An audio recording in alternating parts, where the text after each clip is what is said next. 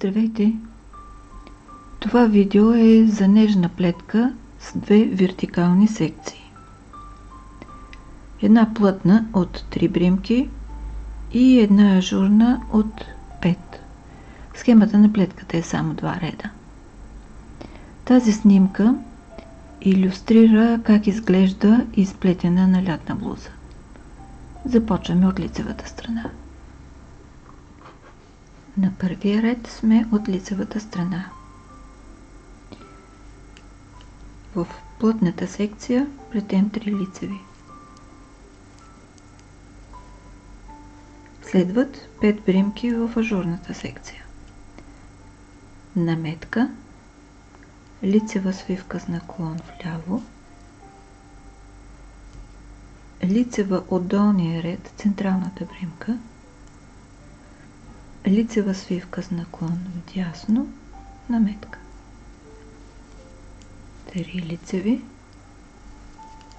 ажурна част, наметка, свивка с наклон вляво, средната бримка лицева от долния ред,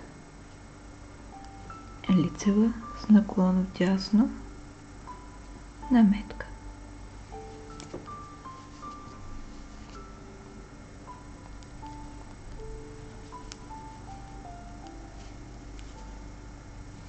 Плетем така до края на реда.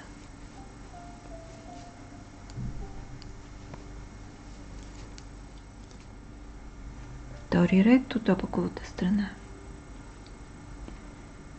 Тук плетем опакови бримки от началото до края на реда, включително и наметките. При плетене в кръг разликата е във втори ред. Там всички бримки се плетат лицево. Представих ви една стилна, семпла и лесна плетка с красив релеф и текстура, идеален избор за лятото. Горещо ви я препоръчвам. Благодаря ви, че бяхме заедно. Ако харесвате това видео, натиснете бутон лайк.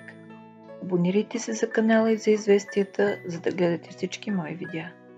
Пожелавам ви вдъхновение, плетете с любов и бъдете щастливи. До скоро!